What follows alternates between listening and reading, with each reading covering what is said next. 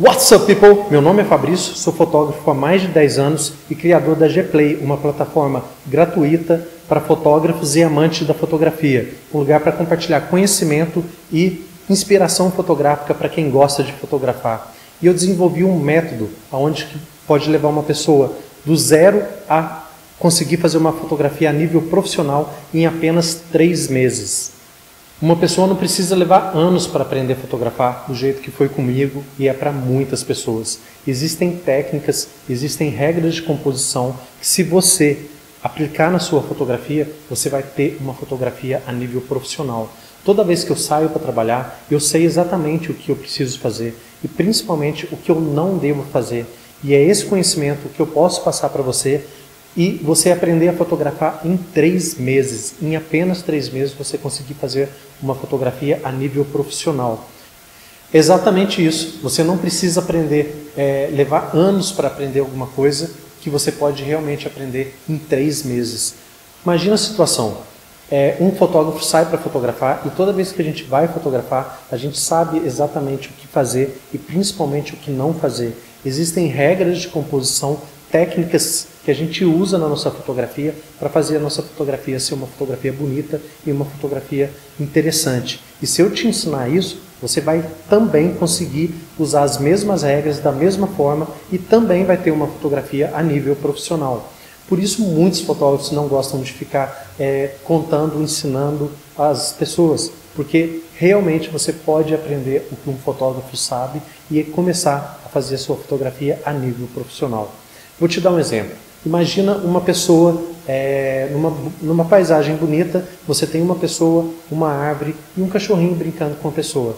Instintivamente, você vai pegar a sua câmera e vai apontar, tentar achar um ângulo que talvez favoreça e vai clicar. E você vai ser uma pessoa que aponta e clica.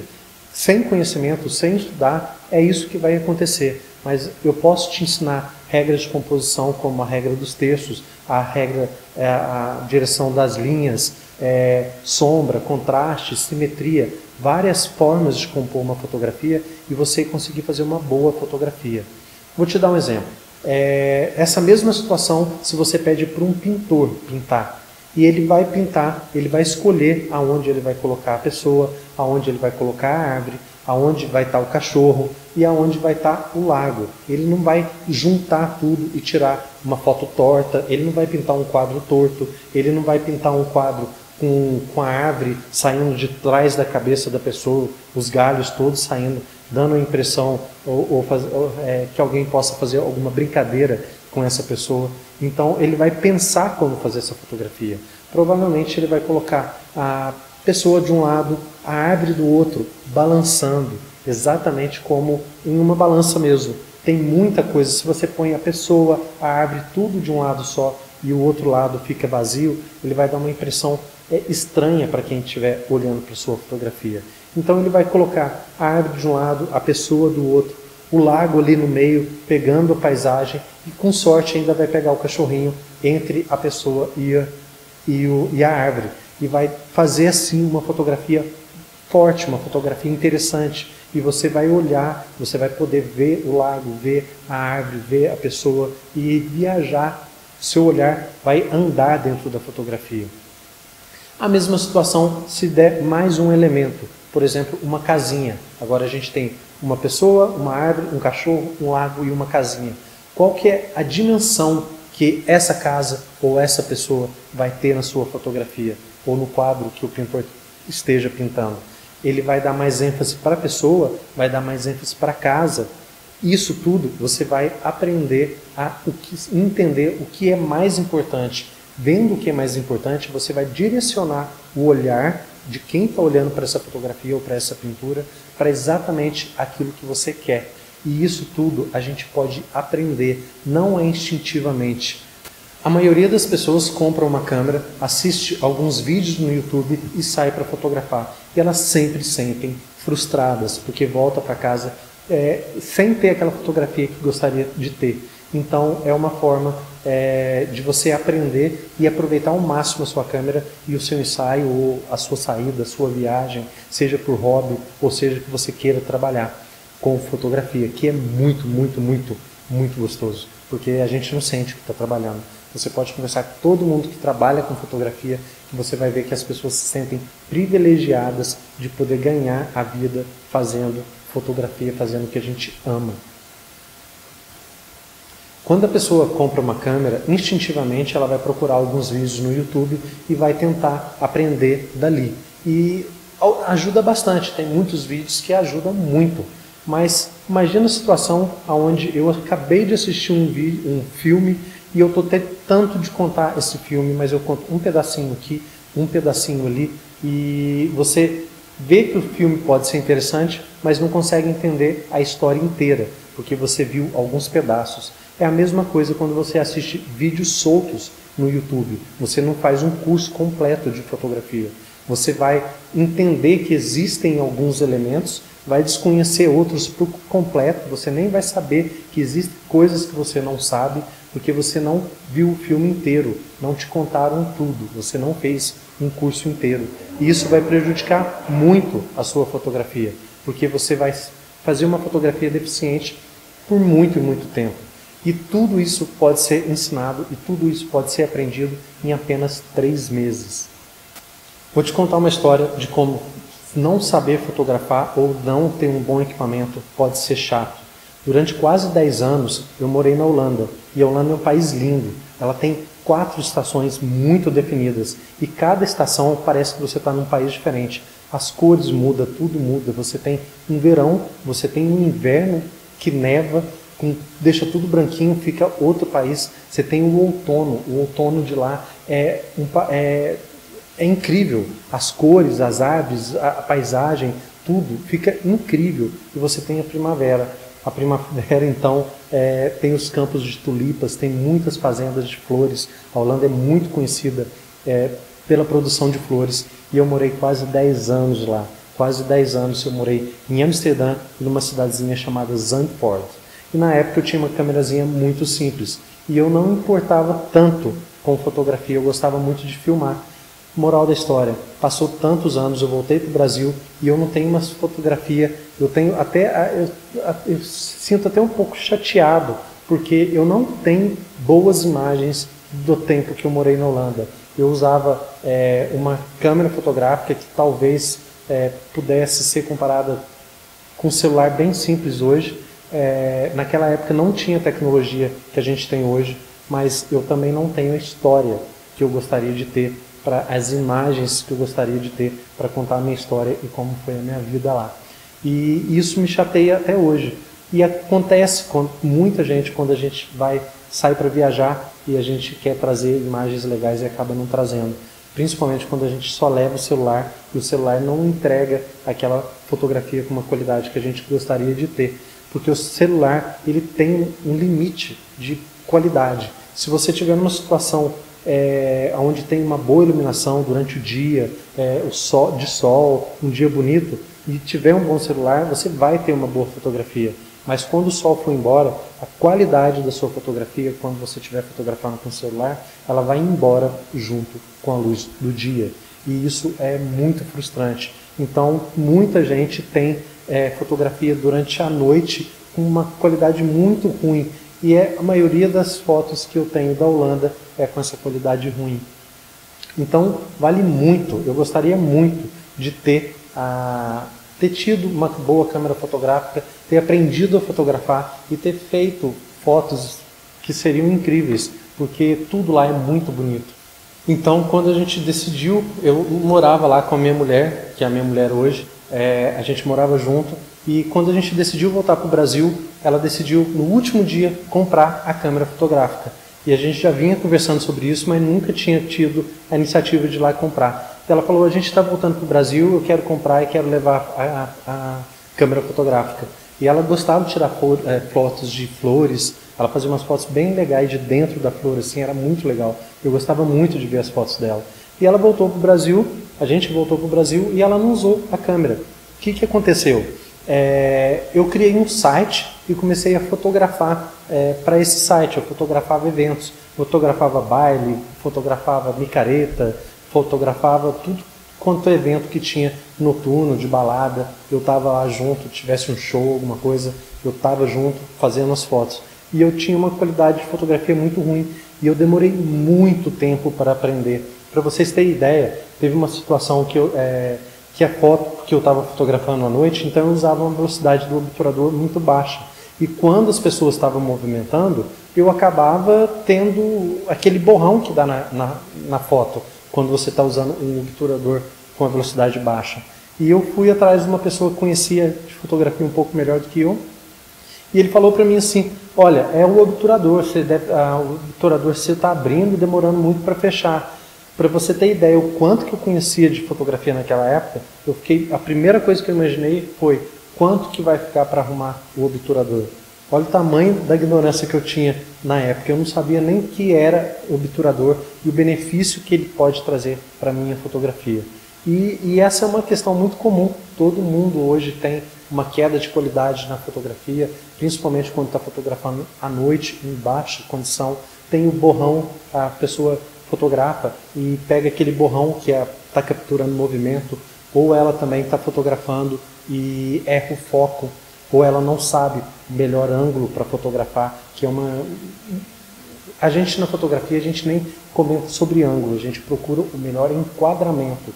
Ângulo é uma linguagem usada mais no cinema, e isso é interessante a gente saber, porque quando a gente trabalha com enquadramento, a gente tem como se fossem ângulos diferentes que não são usados tão usados no cinema como a gente pode usar na fotografia. Então a gente consegue fazer fotos de ângulos mais baixos na diagonal, fotos de cima para baixo, enquadrar e usar a composição para saber onde cada elemento vai na sua foto. Então eu acabei voltando da Holanda com imagens de uma qualidade muito ruim. Então eu gostaria de ter essas imagens em qualidade melhor. E o que acontecia naquela época, eu vejo acontecendo com muitas pessoas hoje, mesmo fotografando com a câmera. Tem imagem borrada, tem imagem que errou o foco, tem imagem escura, granulada, e eu vou explicar para vocês por que isso acontece. Por exemplo, a primeira coisa que a gente tem que dominar na fotografia é a câmera. A câmera é a coisa mais importante que a gente precisa realmente estar dominando. Mas quando eu falo dominar, é saber mesmo para que cada botão funciona, como se a sua câmera fosse uma nave espacial e você fosse um astronauta e a sua volta para a Terra depende de conhecer a sua câmera. Coloca nesse nível.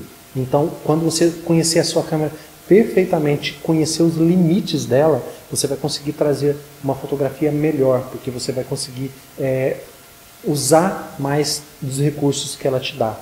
E um dos recursos que todo mundo tem problema nem vou falar dos recursos, vamos falar aqui do ISO, diafragma e o obturador, que é a primeira coisa que a gente precisa aprender para fotografar.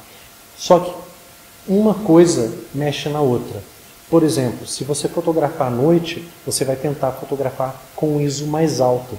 E quando a gente fotografa com ISO mais alto, principalmente se você tem uma câmera de entrada e se você estiver fotografando com celular, então a sua qualidade vai cair muito. Porque uma câmera de entrada, ela tem um suporte, ela suporta um ISO até 600, 800. Se você subir com ISO mais alto que isso, a sua câmera ela vai começar a dar um grão, um borrado, um granulado na sua fotografia. E o que o ISO faz? Tá? É muito importante a gente entender isso. Olha, o ISO é responsável pela sensibilidade à luz que o seu sensor tem. Então você pode fazer com que o seu sensor ele seja mais sensível à luz e ele não seja tão sensível à luz. Então você vai usar um ISO baixo, por exemplo, quando você estiver fotografando durante o dia. Se você estiver fotografando durante o dia, o sol das 3, 4 horas da tarde, um dia bonito, sem nuvens, você vai usar o menor ISO que você tem na sua câmera. E quando você estiver fotografando à noite, você vai ter que usar um ISO um pouco mais alto, porque você vai precisar aumentar a sensibilidade à luz no seu sensor. Então você vai ter que subir o ISO. Para ter um exemplo, quando eu fotografo casamentos, por exemplo, eu estou fotografando geralmente com ISO 3200, principalmente na festa. Então eu já cheguei a fotografar até com mais de 4000 de ISO. Eu fotografo com uma Canon 6D e essa é uma câmera que me permite fotografar com ISO alto dessa forma. Quem está fotografando, por exemplo, com uma T3, uma T5, não vai conseguir tanto um ISO tão alto sem perder qualidade, porque a qualidade da fotografia está um pouco relacionado ao ISO que você está usando. Eu digo até que está bastante relacionado, porque você consegue acabar com a qualidade de uma foto apenas subindo o ISO, e você consegue ter uma qualidade melhor usando o ISO mais baixo. Então, toda vez que você quiser qualidade na sua fotografia, tenta, se possível, fotografar com o menor ISO que você puder, tá? Então, se você puder fotografar com ISO 100, fotografa sempre com ISO 100. E tem outra coisa, mais duas coisas na verdade, né, que é o diafragma e o obturador. O que o obturador faz? O obturador, ele é como se fosse a pálpebra dos olhos. Ele está fechado, quando você clica, ele abre e fecha. E ele capta somente aquilo que ele viu. Então, se você põe uma velocidade muito alta, é como se você desse uma piscada muito rápido. Então, a única memória que eu tenho do que estava na minha frente é o momento que eu abri e fechei o olho. Se eu aumento a velocidade do obturador, é como se eu estivesse aumentando a velocidade da pálpebra do meu olho. Ela está fechada, eu abri, eu estou vendo muita coisa, estou vendo movimento, estou vendo tudo, e eu fechei. E a câmera funciona dessa forma. O que entre o tempo que eu abri os olhos e fechei os olhos, é o que ela vai pegar aquela imagem e colocar no visor da sua câmera. Só que se você colocou uma velocidade muito alta e a pessoa movimentou ou você balançou com a sua câmera, você vai capturar movimento e vai ter aquele borrão na sua foto. Já viu aquela foto do carro, quando o carro está de noite e o carro passou, ficou só aquele rastro vermelho do farol do carro? É uma foto feita com a velocidade do obturador mais lenta. Então o carro, a pessoa clicou, o carro passou e depois que o carro passou foi quando o obturador fechou.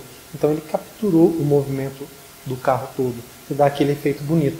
Um exemplo de uso para usar um obturador mais rápido ou mais devagar. Imagina que você tem uma criança, você vai fotografar uma criança brincando na beira da piscina, ela está vindo no trampolim e ela vem correndo e pula dentro da piscina. Você pode escolher como você quer fazer sua foto.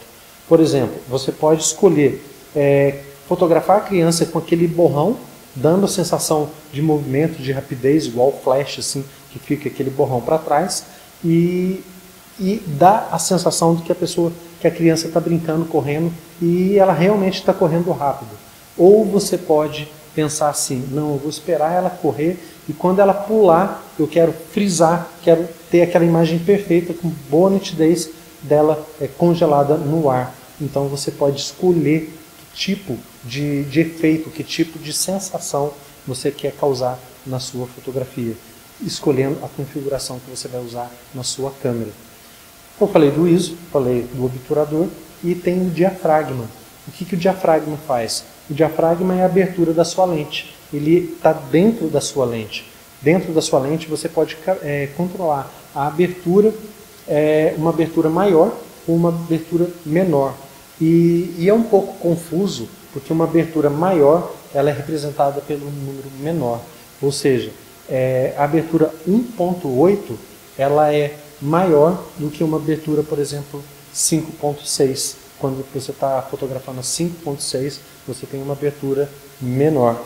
E o que isso influencia na sua fotografia? Duas coisas. Vou falar de duas coisas que são as coisas que todo mundo adora falar, que é o desfoque, tá? E ter uma fotografia mais clara. Então, se você está fotografando com uma abertura maior, existe mais luz entrando pela lente da sua câmera e chegando no sensor, tá? Lembra o seguinte, o sensor você controla a sensibilidade dele com o ISO, guarda essa informação. Então, se você está trabalhando com um diafragma um pouco mais aberto, você tem uma abertura ali dentro da sua lente maior. E quanto maior a abertura, mais luz vai chegar no seu diafragma e mais a sua fotografia vai ser uma fotografia mais clara. E fotografia clara é sempre mais legal. Para explicar melhor, eu peguei uma lente. Essa é uma lente 16-35, tá? 16-35 é a milimetragem da lente. A gente pode falar isso depois.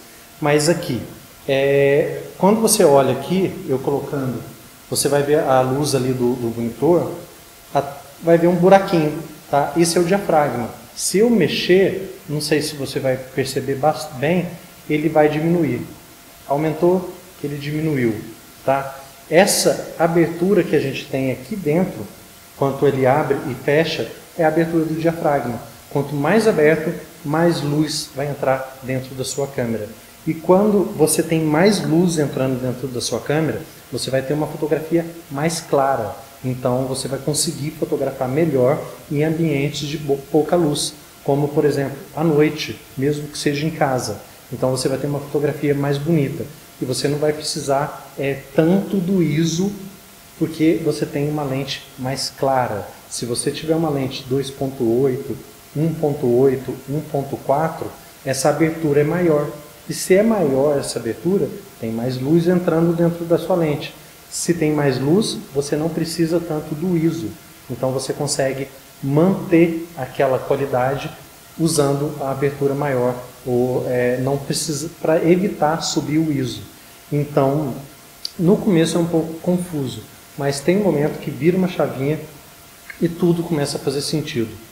Aí você me pergunta, muita gente me pergunta o seguinte: Fabrício, mas e o desfoque? E o desfoque? Todo mundo quer saber do desfoque. O desfoque, ele é muito interessante, porque quem desfoca a sua fotografia é exatamente o diafragma. Então, se você estiver usando, por exemplo, uma abertura, um f2.8, você já tem um certo desfoque. Se você usar 5.6, você já tem menos desfoque. Se 6.3, por exemplo, você já conseguiria ver nitidamente eu e mais ou menos o computador ali. Agora, se você quiser desfocar tudo, tanto o que está na minha frente quanto o que está atrás de mim, e você colocar uma abertura de diafragma 1.8, por exemplo, tudo vai estar em desfoque. Eu estou vendo aqui no meu monitor que vocês estão vendo o fundo fotográfico, tem o softbox, o fundo, tudo em desfoque, porque eu estou usando, aqui está usando 2.2 de abertura. E se eu tenho 2.2, eu tenho um desfoque maior. Mas se eu tenho um desfoque maior, a gente tem que pensar, tá, mas se tem desfoque, qual que é a minha área de nitidez? As pessoas falam muito de desfoque, mas não pensam nisso. Qual que é a minha área de nitidez? A minha área de nitidez ela é muito pequena. A gente chama profundidade de campo. Essa área de nitidez, ela vai ser mais ou menos entre a minha mão. Tá? O que tiver aqui entre essa mão e essa mão vai estar em foco, tá? Então, para provar isso para vocês, eu vou aqui na frente. Se eu sair daqui, tem um monte de coisa aqui na minha frente, mas se eu sair daqui e caminhar em direção à câmera, eu vou estar fora de foco, porque eu saí da minha área de nitidez. Se eu vier para cá, eu já estou fora de foco. E se eu andar para frente, eu também estou fora de foco. Vocês viram que eu estou fora de foco? Para que eu não saia da minha área de nitidez, eu tenho uma linha aqui no chão, eu tenho uma marcação aqui no chão, que eu sei que é aqui que eu tenho que ficar. Tá? Então, o diafragma ele é responsável pela área de nitidez. Tá? Ele vai criar uma profundidade de campo, que dentro dessa profundidade ela é representada pelo início e pelo fim da área de nitidez. E dentro dessa área vai estar tudo em foco. Tudo que tiver fora dessa área vai estar fora de foco. Então é assim que a gente faz aquela foto desfocada. E obviamente que quanto melhor for sua lente, quanto mais desfoque você tiver na sua fotografia, mais cara vai ser a lente. Então é um efeito que, se você gosta muito, ele pode te custar um pouquinho mais caro, porque você vai precisar de comprar uma lente com uma abertura maior, uma lente 1.8, 1.4, uma lente 1.2, ela vai virar um creme no fundo. Você não vai nem entender o que está lá no fundo. Para você ter ideia, quando uma lente 1.2, se você focar aqui nos meus olhos, a ponta da minha orelha já vai estar fora de foco. Você vai ter o meu olho em foco, mas tudo para cá já vai estar fora de foco. Se você aumentar o diafragma de 1.2 para 1.8, você ainda vai ter uma profundidade de campo muito rasa. Então você focar na ponta do meu nariz, a ponta da minha orelha vai estar fora de foco. Agora, se você fotografar a 5.6, você vai ter meu rosto todo, da ponta do nariz à ponta da orelha toda em foco. E assim você pode criar até uma composição escolhendo quanto de desfoque você vai colocar na sua foto. Na verdade, você vai estar escolhendo quanto de nitidez você vai querer na sua foto, qual a profundidade de campo que você quer. E o resto vai estar fora de foco, tanto o que está para frente quanto o que está para trás.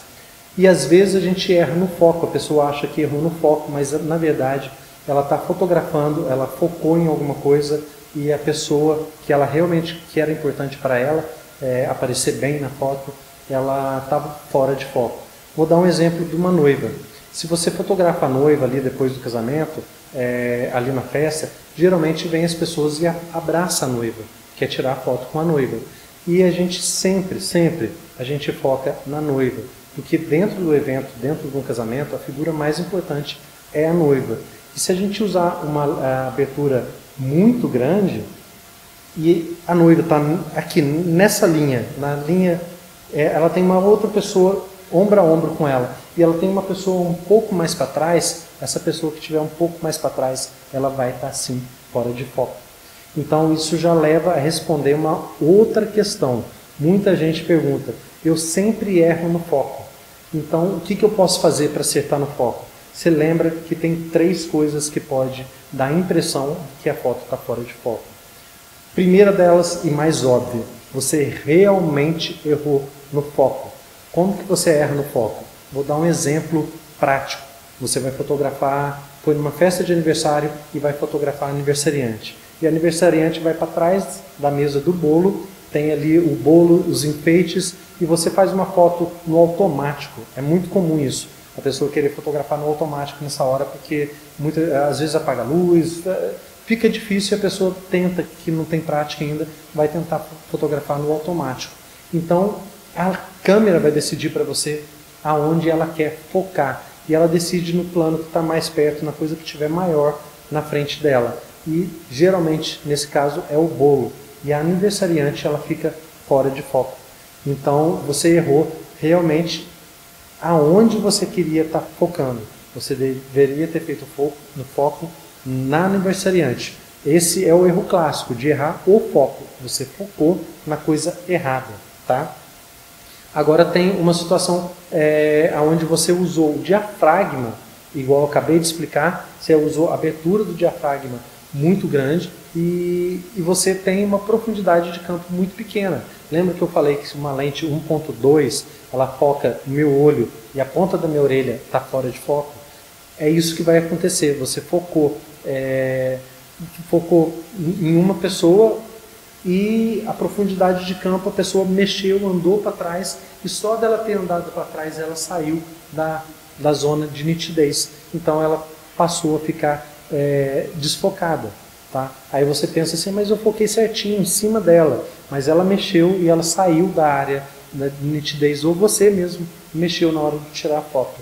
E uma terceira coisa que pode te dar a impressão da sua fotografia está fora de foco é você usar a velocidade do obturador muito lenta. Então você captura movimento. É como se, não sei se você já viu quando... Imagina que você vai tirar uma foto de um ventilador, tá? E você vê aquele borrão do ventilador. Se você colocar uma velocidade do obturador bem alta mesmo e tirar a foto do ventilador, você vai ver as hélices do ventilador como se ela tivesse parada. Então você pode frisar um movimento ou você pode deixar aquele borrão. E quando esse borrão acontece na pessoa, por movimento da pessoa que está fotografando e o movimento da pessoa que está sendo fotografado, ele vai ter um borrão na pessoa. E você vai, um borrão às vezes até bem pequeno, e você vai pensar, errei no foco de novo. Então, são 3 coisas que você tem que estar atento. O diafragma, a abertura do diafragma, a velocidade do obturador e realmente está focando. Olha para vocês verem, são coisas simples que eu estou explicando aqui para vocês, mas às vezes a pessoa passa 6 meses porque ela viu um videozinho lá explicando sobre o obturador, por exemplo, e ela fica achando que ela está usando uma velocidade correta e ela está errando no foco, enquanto ela, na verdade, só está capturando movimento. Então, isso é uma coisa para ser levada em consideração. E são coisas como essa que você pode aprender muito. Só essas dicas aqui, olha, só o que a gente está estudando, a gente agora está estudando e só esse tempinho que a gente está aqui agora já vai poder te ajudar a tirar fotografia melhores. E eu vou fazer uma revisão aqui, olha, rapidão. O obturador é a velocidade, eu vou mostrar o obturador. Olha, eu trouxe a câmera, ela está sem bateria. Cadê a bateria da câmera? Eu vou pegar. Voltei. É o seguinte, eu tirei a lente e você consegue ver aqui dentro que tem um espelho, tá? Quando eu tirar a foto, esse espelho ele vai levantar e você vai ver o sensor.